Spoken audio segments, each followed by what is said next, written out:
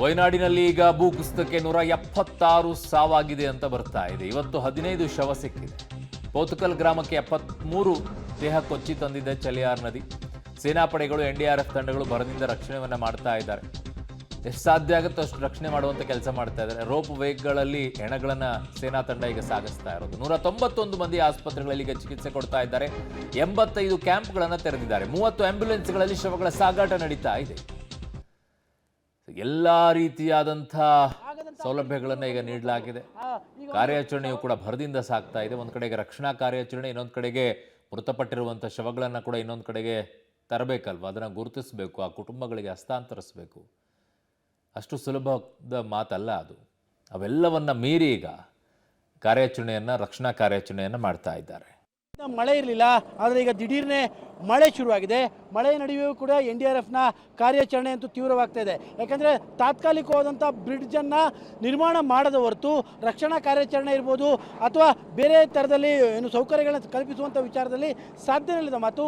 ಹಾಗಾಗಿ ಮಳೆಯ ನಡುವೆ ಈಗ NDRF ತಂಡದವರು ಈಗ ತಾತ್ಕಾಲಿಕವಾದಂಥ ಸೇತುವೆ ನಿರ್ಮಾಣ ಕಾರ್ಯವನ್ನು ಒಂದು ಕಡೆಯಲ್ಲಿ ಆರಂಭಿಸಿದ್ದಾರೆ. ಮತ್ತೊಂದು ಭಾಗದಲ್ಲಿ ಅದು ಬಿದಿರಲ್ಲಿ ಮಾಡಿರುವಂತಹ ಸೇತುವೆ, ಇದನ್ನು ಕಬ್ಬಿಣದ ಕಂಬಗಳಲ್ಲಿ ಈ ಸೇತುವೆಯನ್ನು ಈ ಕಡೆ ಭಾಗದಲ್ಲಿ ಮಾಡಲಾಗ್ತಾ ಇದೆ. ಸದ್ಯಕ್ಕೆ ಮತ್ತೆ ಮಳೆ ಜೋರಾಗ್ತಾ ಇದೆ. ಅದಕ್ಕಿಂತಲೂ ಕೂಡ ಭಾಳ ಆತಂಕದ ವಿಚಾರ ಅಂತಂದರೆ ನದಿಯ ರಭಸವೂ ಕೂಡ ಮತ್ತೆ ಹೆಚ್ಚಾಗ್ತಾ ಇದೆ.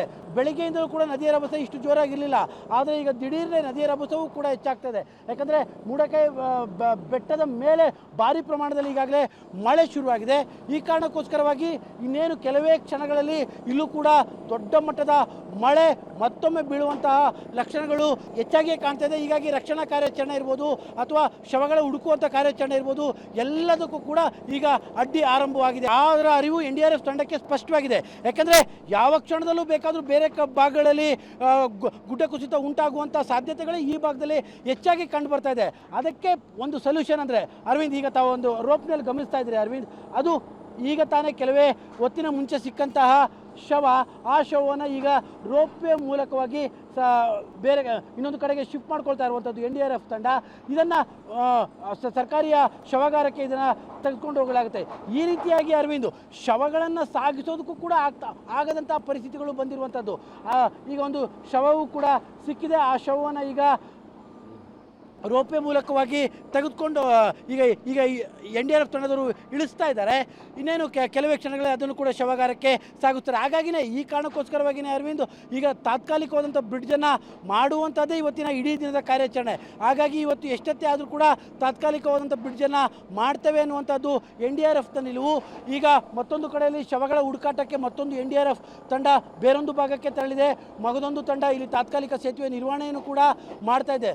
ಒಂದು ರೀತಿಯಾಗಿ ಯುದ್ಧೋಪಾದಿಯಲ್ಲಿ NDRF ತಂಡ ತನ್ನ ಕಾರ್ಯಾಚರಣೆಯನ್ನಂತೂ ನಡೆಸ್ತಾ ಇದೆ. NDRFಗೆ ಚಾಲೆಂಜ್ ಇರುವಂಥದ್ದು ಏನು ಅಂದರೆ, ಈ ಒಂದು ಕಾಫಿ ಎಸ್ಟೇಟ್ ಇದೆಯಲ್ಲ ಅರವಿಂದ್, ಈ ಒಂದು ಕಾಫಿ ಎಸ್ಟೇಟ್, ಒಂದು 4-5 ಕಾಫಿ ಎಸ್ಟೇಟ್ಗಳ ನಂತರದಲ್ಲಿ ಒಂದಷ್ಟು ಕಾರ್ಮಿಕರಿದ್ದಾರೆ ಅರವಿಂದ್. ಅಸ್ಸಾಂನ ಭಾಗದಿಂದ ಬಂದಿರುವಂಥವರು ಮತ್ತು ಬೇರೆ ಬೇರೆ ಭಾಗಗಳಿಂದ ಬಂದಿರುವಂಥ ಕಾರ್ಮಿಕರಿದ್ದಾರೆ. ಅವರಿಗೆ ಈಗ ಆಹಾರ ಪದಾರ್ಥಗಳು ಕೂಡ ಇಲ್ಲದಂಥ ಪರಿಸ್ಥಿತಿ ಇದೆ.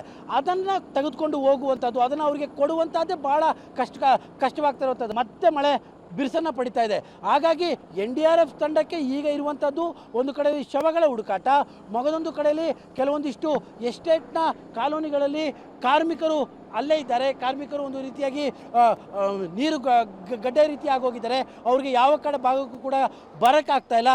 ಹಾಗಾಗಿ ಆ ಕಾರ್ಮಿಕರನ್ನು ಬೇರೆ ಕಡೆಗೆ ಶಿಫ್ಟ್ ಮಾಡುವಂಥ, ಸುರಕ್ಷಿತ ಸ್ಥಳಕ್ಕೆ ಶಿಫ್ಟ್ ಮಾಡುವಂಥದ್ದು ಕೂಡ ಸದ್ಯಕ್ಕೆ NDRFಗೆ ಇರುವಂಥ ಸವಾಲು. ಮಳೆ ಒಂದು ಕಡಿಮೆ ಆಗಿಬಿಟ್ರೆ ನಿಶ್ಚಿತವಾಗ್ಲೂ ಕೂಡ ಇವೆಲ್ಲ ಕಾರ್ಯಾಚರಣೆ ನಡೆಯುತ್ತೆ. ಮತ್ತು ಆ ಬ್ರಿಡ್ಜ್ ಏನಿದೆ, ಆ ಬ್ರಿಡ್ಜ್ನ ಇವತ್ತು ಕಂಪ್ಲೀಟ್ ಮಾಡಿಬಿಟ್ರೆ ನಾಳೆಯಿಂದ ರಕ್ಷಣಾ ಕಾರ್ಯ ಭಾಳ ಸುಲಲಿತ.